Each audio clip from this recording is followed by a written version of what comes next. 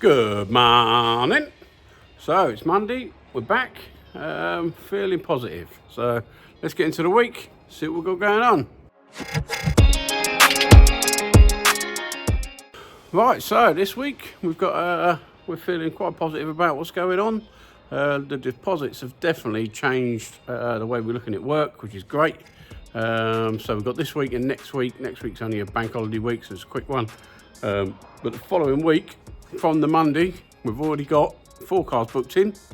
All 4 cars are paid 2 hours deposit on them. So we've already got 8 hours worth of work already booked and paid for on that day. So we'll just get them in, put them in their bays and work through them. It's going to be lovely.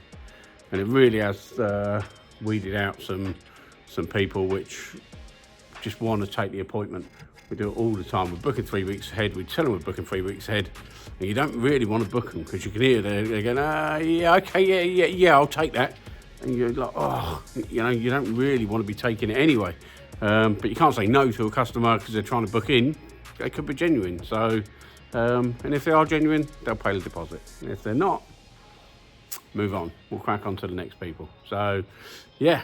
Let's smash some of these cars out. We've got 3 or 4 parts turned up already for a couple of cars out there, so I'll show you through them. This week, I think I'm going to show you before and after on the same car. So do the before, do the after, onto the next car, before and after, so it don't get quite as confusing as watching the beginning video and then the end of the video. So let's smash this out. Thanks for watching. 09 plate Focus, reduced acceleration apparently. We haven't diagnosed it, another garage has looked at it, asked us to do a cluster repair, but we'll check the fault code, see what we're in there, just to confirm, make sure it's going to fix it. Okay, as you can see, engine malfunction, engine light on. Let's see what codes we got on. Well, we have got throttle pedal faults, accelerator pedal in the dash and throttle pedal D and E in the engine ECU. So the way these systems work, the throttle pedal gives it signals in analog up to the dash cluster. Dash cluster converts it to digital and then sends it off to the engine ECU. So this is the most common fault on these. Best way to do it is strip it out and actually see if we can identify the fault, because that's where you got to test from anyway. But if there's any signs that it needs repair, we're going to do the repair, get it back in there, see what happens from there. Okay, so this is the Focus. So this is your engine ECU, and that's your throttle pedal, and that is your dash cluster. So throttle pedal, 3 inputs into the dash, like I said, and then that converts it to digital, which sends it out through the CAN lines, and then back into the ECU. It's got digital input from the dash cluster. So that's where we're going to. So we're going to check, see how it goes. Okay, there you go. We've had the cluster out. Done our repair, revving well, no lights on, no warnings on. So these Focuses are the only job that go against our rule of test, don't guess. Literally, we how quickly they are to repair and stuff, and they give so many different faults. We advise getting it done first before we do any investigation anyway, because they can give immobiliser faults, bad readings, back and forwards and everything. So this one is the one, get it in, get it done, see what it cures, you know, because they can lead you up the garden path by not having it done. So yeah, so test, don't guess, unless it's a Focus. Okay, we've got a little Fiesta in with a horn fault. So I'll show you what we're up against on these. A bit different to the old style sort of horn faults. So this is the system for the horn. So earth through a clock spring, bit what allows the sort of steering wheel to turn, a switch inside, that goes back out the clock spring, up to body control. So that just gives it an earth to tell it that you've pressed it. There's a live into the body control, then it must go through transistor, back out, down to the horn, earth. Where would you start on that to work out where you're going with it? What sort of part would you start on? You start on body control, so you got in, so you got out, check you got a switch, would you start behind the steering wheel, make sure your switch is working, or would you start at the horn? So this Fiesta was actually down to the horn, so we're going to get one on there, show you it working. That's another one done. Okay guys, so we got Audi TT. Apparently it's about an 04 plate. Customer states it goes flat within 3 days. So where would you start on that one?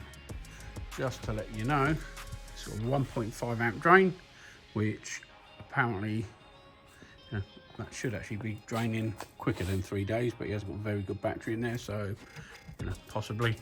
But yeah, where would you start? Okay, Audi. Battery there. Goes to under bonnet fuse box, which is I'll just split it here to start with. 1.5 amps could be quite a bit of different things, blowers, alternator, diode going down, a number of things. So split the circuit here. Found out it's going down this wire, which does feed the inside of the car. Work back through. Found 2 fuses in this fuse box. One feeds the radio, another one feeds the OBD connector and a telematics unit apparently. Trace that one back. Disconnect the top one, it all goes. Disconnect the bottom one, half of it goes. So that one powers up the audio. Disconnect the audio, part of it drains away. But it actually goes back to sat-nav unit, back feeding, turning the radio on. So with that disconnected, that shuts down. That's all good. We had about 40 milliamp draw left, and then that was just down to the power sounder. Drop that away, drops down nicely. So customer said he's not fussed about the sat nav, so we can disconnect that and get it all back together for him. Look at that, Maserati. These are nice little things, but funny to work on, you struggle to get the diagrams and stuff, but this is only a driver's seat fault. Apparently everything works on it apart from the it's a back up and down, but the forward and back motion doesn't work. So we'll get into that, see what we can find. So 2013 Citroen Berlingo with door locking faults. Apparently the remote packed up a couple of years ago. They haven't been using it. Been using it on the driver's door lock. So yeah, not quite sure what we're going to come across with that. They'd like all of it working, but if it is only working on the door lock instead of a remote, they're still happy with that. But yeah, obviously no good if you can't lock the car. Can't take the client out in their car. So right, let's get into it. All right, let's show you the biggest problem with a fault on a seat is the bolt for the seat. You'll have one here and one about here. So what you'd normally do on any seat, manual or electric, you'd move the seat back, undo the front bolts, move the seat forward, undo them bolts, and then you can do what you need to do. Unfortunately, this one doesn't move forward and backwards, so now somehow we've got to be able to work on it while we can't move it. And yeah, it's halfway as well, so I'm not quite sure what we're going to do. But yeah, just plug your computer in. That'll tell you what's wrong. Right, so the Maserati seat. This looks like the wire that goes to the motors under there, and it's disconnected. Now, are we not getting a full story? Has somebody played with this before? Or is it just such a long lead, it's all got tangled and pulled itself out, come backwards and forwards? We'll find out when we find where it goes to. Right, so I managed to power the motor up from the wire, and now it's going backwards and forwards. So we've got it back enough to undo the front bolts, and we can manually put it forward, get the seat up, and find out exactly what we've got going on. Okay, so we found this wire had been pulled out of this socket. Put it back in, all working. I will need to speak to the customer just to confirm he hasn't had it checked somewhere, but I'm going to reroute these cables. So I assume it's got caught somewhere and it's yanked out. And yeah, see what the customer says. But it's all working, so we'll bolt the seat back in, and at least you can get an MOT on it. Right, show you what we've got going on with this Berlingo.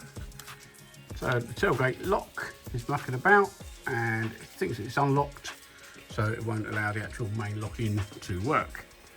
So managed to get this working. powered it up, got it working. So as you can see, it's working. So we've ordered a new one from the dealer. This is a new one just fitted in there, all latched over. Press the button. Nothing.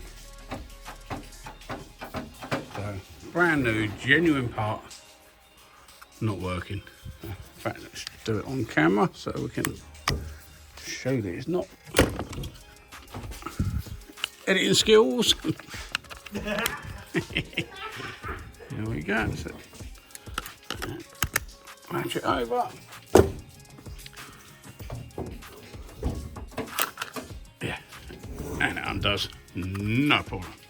So, brand new, genuine part from the dealer, faulty. Morning, guys. It's Wednesday morning. We're back at it. So the idiot filter deposit system is working very well. Yeah, we've got probably 15 jobs all booked in now. Nobody's cribbled it, and the only ones that have cribbled it are the ones which they weren't ever going to turn up. You could just tell in their voice as soon as they were speaking. As soon as you know you've got a decent customer on, you can go, yep, there you go, this is the way we're doing it. And it even stops the customer banging on about their fault and what their mate's done and all this sort of stuff.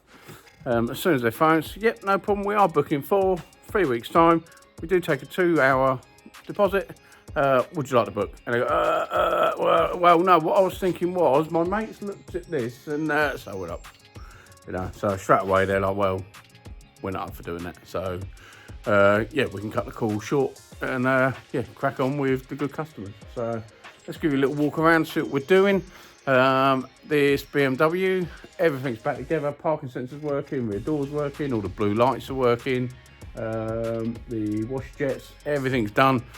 Only thing what we've got left to do is the headlining fault. The blue lights will go across the sunroof. We're going to half strip, that's nearly out, but the customer does want this back for Monday. But if I strip it and we can't get the parts, we're stuck, and obviously we're fairly well booked up as well. So problem is, I've got to spend a couple of hours putting it back together to get it back to him. That's all got to be paid for, so I'm dealing with two people. The company who's paying for it, because it's a warranty job through a car dealership, and the customer. So between themselves, I can work out what they want me to do, and we'll crack on. We've got the Berlingo with a faulty door lock, tailgate lock. That's the one where we put a new one in it, and the new one is faulty. The old one's still working, that was intermittent. Joys of the motor trade, we phoned them up, said this motor is knackered, it's no good, so we're going to need another one. Okay, well, you buy another one off us, you send that one back, put a warranty claim in, we'll see if they uphold it, and then we might refund you your money. But Jesus, you know, it's not gone down 3 months later, it is, you know, it's not working. So when they turn up today, I'll actually show the delivery driver, this one's working, this one isn't. We'll even try the new one what comes in case there is a faulty batch, which does happen. So yeah, so that one's that. A couple of little ones in, door lock fault, an alarm fault, but it's had aftermarket door locks put on it. A Focus with, Fiesta, Focus with a boost leak it looks like. So let's show you what we've got going on in the yard. So we're sort of getting there. That needs body control module. This has had a body control module, this one's done. Just got one little fault left on this one, a wiper fault, got to check that one out. This Audi started working halfway through testing. We're going to leave for another week, see if that plays up again. Still waiting for the parts on the Peugeot. This one's got to come in today and have the ABS module double checked, because I don't think we can get hold of one. This one's going to scrap tomorrow. Got the dash for this, and we've got a washer fault on washers and wipers on this Clio. Passat, we done this one yesterday, had a heater blower fault, that was all done. Got the part turning up for the Fiat, so an airbag module repair. This one, intermittent starting fault, really mucking about. And no fault codes, no nothing. We found coolant temperature was reading slightly wrong, so put another one in it, that one's good. And we've got a Peugeot down there, Peugeot vans had an underbody fuse box. The Mercedes has had the same, and so's the blue Peugeot. So yeah, they're all done, waiting to be collected, and then yeah, we can clear the decks. So yeah, so we're getting a bit more clear. So I'm hoping, so the cars down the end there, got 3 of them all done. Didn't manage to sort of road test them, confirm everything's good, and get back to the customers yesterday. Some of them have been here 2 days now. When we're back down to 4 cars a day, I think we're going to be able to just get the 4 cars done, get them all road tested, contact the customer. If we have to leave them overnight, again, you've got more time the next day to confirm faults, go back to customers, keep them informed. At the moment, we're so overworked, nothing smooth. So fingers crossed that'll work. So I'll show you what other faults we've got coming in and out today, and yeah, I'll catch up with you at the end of the week. Well, a perfect example while we're taking the deposits. First car's turned up today, booked in through another garage, booked in for a door lock fault. I said, yeah, okay, how you getting home? Well, I'm not, I'm waiting here. Well, how can you do that? We don't know what parts we need, you know, we might have to order parts. Well, that's all right, we'll have to bring it back. I said, yeah, but then we put it all back together, bring it back in, take it all apart. It's not very economical, is it?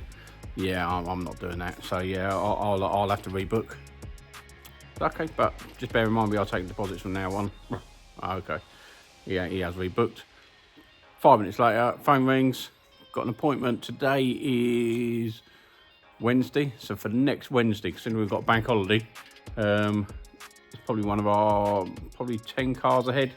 Been turning cars away for weeks, and yeah, so for next Wednesday, oh yeah, that appointment, my husband's fixed it. So we wanted to take the appointment. My husband was happy to have a look at it, order parts, fit it in there, and if we did need you, want you to commit. If we don't need you, we'll just cancel on you. So, you know, why would you make an appointment if you're going to carry on working on your car yourself? I don't know. So yeah, so deposits only. If not, find somewhere else. Okay, guys, we have got in a 69 plate new shape Vivaro. It's got an alarm fault on it. So every time, oh, where's my torch gone? Every time you lock it up, after about 30 seconds, the alarm goes off. But it's also got these aftermarket door locks and no handles on all 3 doors. So yeah, it's got security set up on it. These handles are literally bits of steel, so nothing's factory on it. Nothing in the rear. Like I say, as soon as you lock up, the alarm sets, 30 seconds, it flashes once, and then the alarm goes off. So we scanned it, gone through all the systems, there's nothing in there. No reason for the alarms going off, no data to say why the alarm's gone off. Nothing up on the dash, it thinks all the doors are closed, etc. Open and close all the doors, that's all okay. They're all working, they're all showing up as good. Opened the bonnet and nothing changed. It didn't say that it was open, closed, nothing. And all the fault was this little sort of switch here. So this switch right there was not quite clipped in right. Like that, it's okay. And it was just sat back a couple of millimeters.